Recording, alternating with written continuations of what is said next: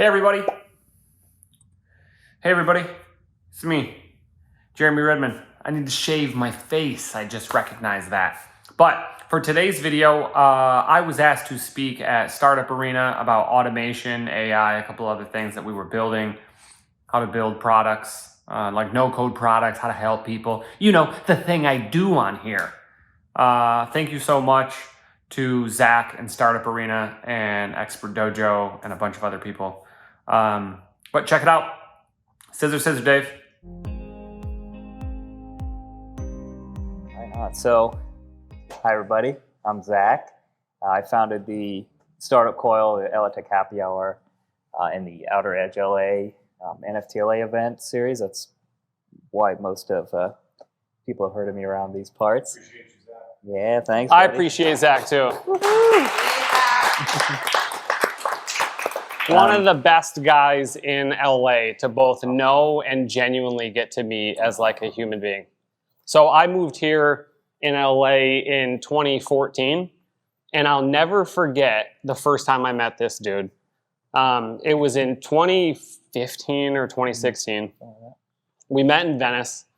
We were introduced by, I think, the guy who runs the OC Tech Happy Hour, who you used to start events with or whatever on here. Could win, yeah. And I had built my first company called Air 5. And at the time, it was a drink subscription. And I didn't have many people on it. And we sat down for a drink, and he goes, "What does your business do?"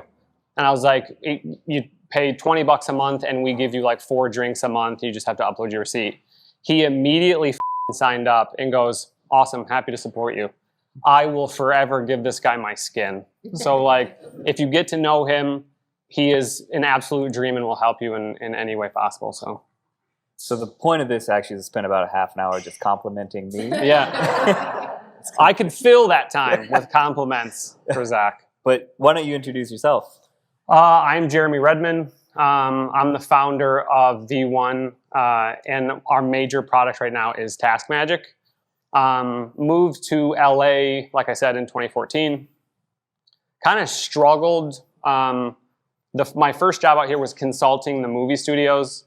What a lot of people come out to LA to do is get in the entertainment industry.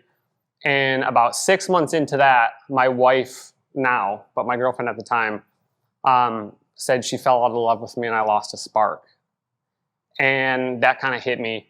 And the next day I quit my consulting job and worked for my first venture-backed startup here in Santa Monica, making a third of what I was making in consulting.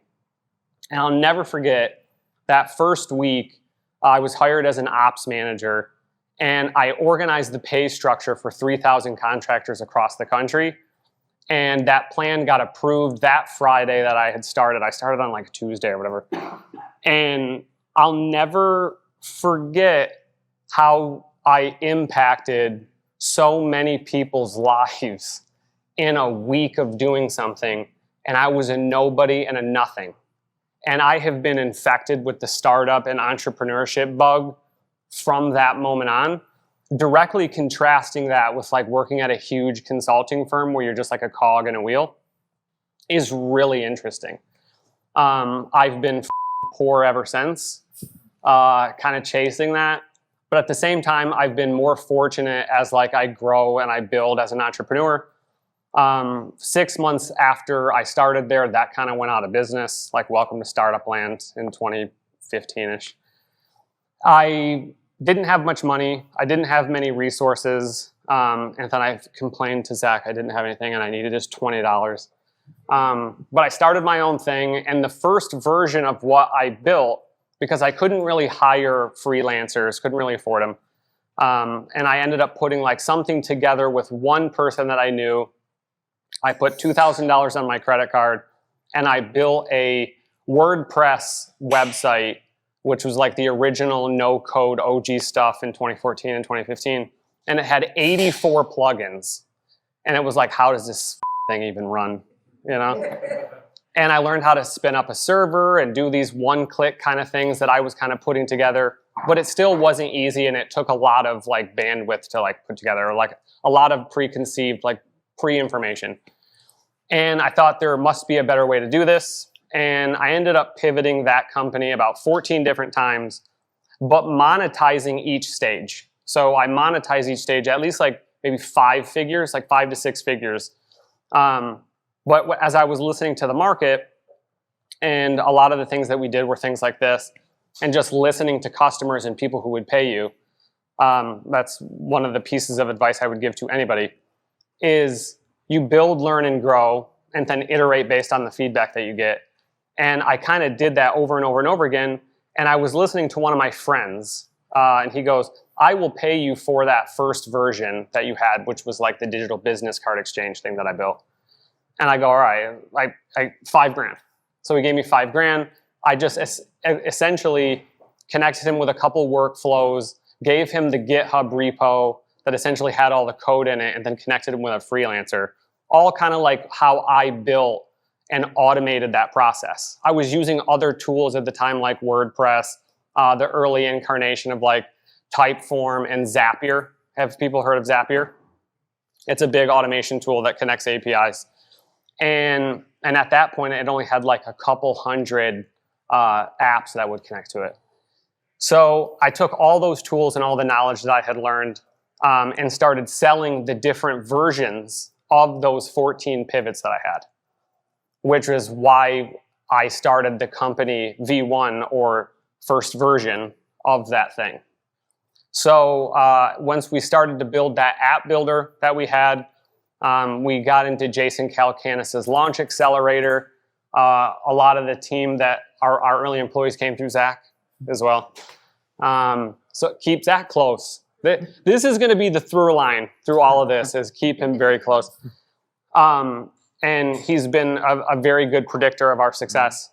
And so we went through Jason Calacanis's launch accelerator in the Bay Area. Everything was virtual. We raised a few $100,000 coming out of that. And then another few times raised another tranche of like $200,000, $300,000, $400,000 after that. And now we got somewhere in the 7-figure mark. And we've always focused on like building and growing and listening to customers. So like going back to the point where I was just monetizing small things and pivots in my product and building little automations and connecting them, because I was not a technical person. I'm not a coder. I'm a no coder, I guess you'd say. I don't know if that's like saying I'm a not skier. You don't ski or whatever. Well, I mean, that's why I liked, working with you on our MVP projects that eventually pivoted into the version 1 conference and then accelerator, is that unlike a lot of entrepreneurs I meet, you're actually willing to pivot no matter how painful it is. And like you said, he wasn't even exaggerating about the 14 times. Yeah. Like, I've known people who've been working on the same project that's going nowhere for twice as long as you've gone through like 20 iterations. And it's fun. What's funny, to jump in or piggyback on that, is I think maybe like 6 months ago, we were talking, we had a conversation, and I was building this app builder for like 2 years. Like 2 years. And Zach had always supported me in doing that, and like building people's V1s and kind of going through that process. And when we started listening to the customers and like pivoting toward like automations and workflows, which people wanted to build within the app, and he goes, dude, you are the automator. Like, you have been doing all of this. You have been the glue to everything that you've been doing. You're perfect for this. You sucked at the app building part. I think you've done stuff great for your customers. This is the first business model you've done that I'm actually excited that you're going to make money. Oh, I love that nuance. That's so good. If those advisor shares are still on the table, I'll take them. Yeah. I bet you will. Double down on that. Well, around automation, like, it's because I've actually seen you build stuff like no code and low code wise that can do a lot of like really powerful automatically. Can you give us a couple examples of how you were able to make something work in your own business that helped you get to that epiphany about business automation? So early on, does everyone kind of know WordPress, or whatever? Like WordPress.com. Does anyone know the nuance between WordPress.com and WordPress.org? What is it? If it just shout or yell it. Business aspect of it. Sure. And one needs to be connected or hosted by you, right? So like I don't even know which one does. .org. .org does, yeah, okay. You have to host yourself. Because I haven't done it in a while. And what's funny is it was as easy as it could be, right? But there was no API connection or a Zapier connection to actually spin it up itself. So I had to manually go, and it was easy. It was like 6 or 7 clicks to spin it up on a site called DigitalOcean. So what I did was I built a tool that essentially took the things that I wanted to do manually. Every time someone bought, I had to spin up their website. And it was 6 clicks and a couple like data entry in the cell. I went through every time, built essentially like an automated bot, right? That would go through and make those clicks for me. So seeing something and going like, I don't need to make these clicks every time. But again, I don't know what a API really is. I don't know how to, I can read the documentation if I wanted to, but I don't want to. I'm non-technical. I want to focus on my strengths. So I just built a little thing that did those clicks and made those types for me because it was the same every time with different variables. So that's kind of how Task Magic came about. So it's weird little things that you have in your head where you're like, okay, this is repetitive. I can't connect this any other way.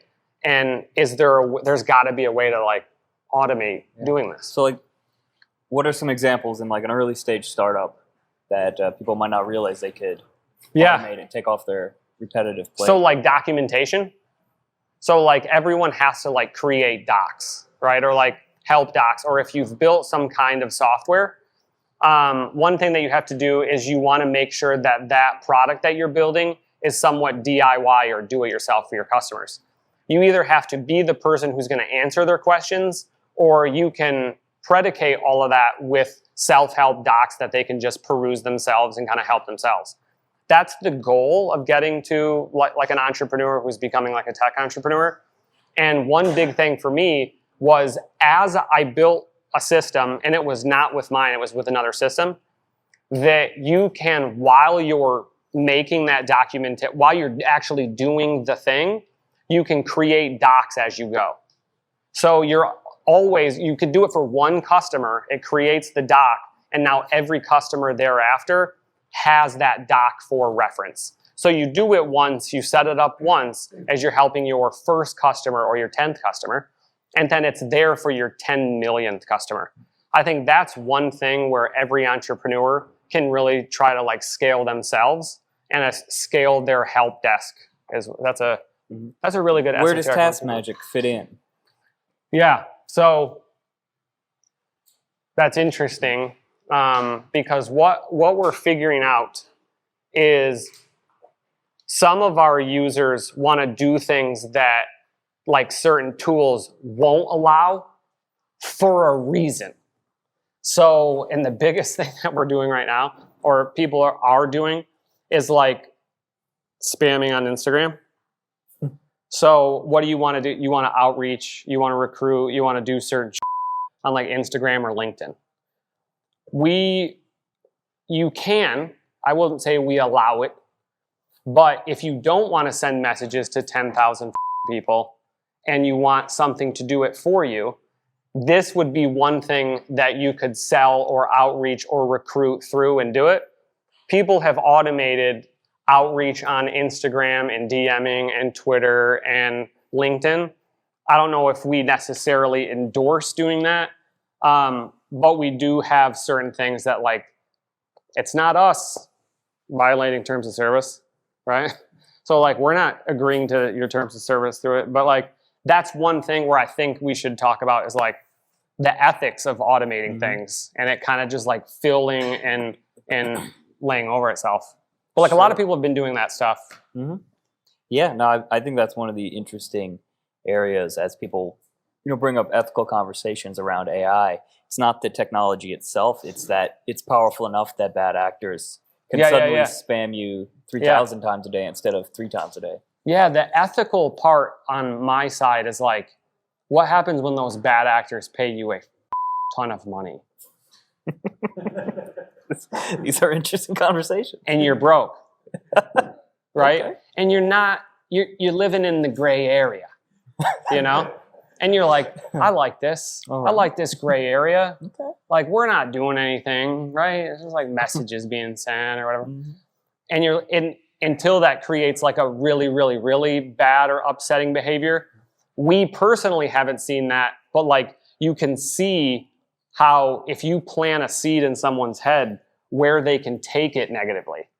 And I think just like when you try to use like ChatGPT or some of the other things out there that where it's like very text driven, you can strip away its protection layer just by asking it certain questions or saying, cool, don't be racist doing this thing, but like make this racist play. And you're like, you can quickly strip away its layers of protection, or the reason why people like put those protections in place. You just start to see those bad actors. I think from an entrepreneur's point of view, like mine, like an opportunist, you're like, cool, these people are paying you so much money. What, you're gonna let them do? I don't know. Like, where are your ethics, right? Like where is the user's ethics? You have to build this code of ethics within yourself. And so far, I can tell you, I will not, here's mine. I will not do illegal shit. That's what it is. That's what it is. Okay. Like, No. I will bathe in gray area. Gray area is my hot tub, man. Like, but if I will not knowingly mislead anybody. So if someone asks me a question, I'll tell you exactly what we're doing. I just told you what some of our people are doing. Nothing is illegal, what they're doing, right? Like there are ethical boundaries and you're like maybe kick that guy off, you know? Like, I can't believe he would say that or do that, or like maybe something, but you're like, I know mine, and I think the more you see, the more you kind of craft that ethic, like, that's probably wrong. But like, do you stop someone from doing that? At the end of the day, these companies that you might start or I might start are your companies. So like you can put your code of ethics within these companies that can reverberate down to your customers. All right. No illegal That's the line right now. That's my line. I got you. Right now while I'm broke. Okay.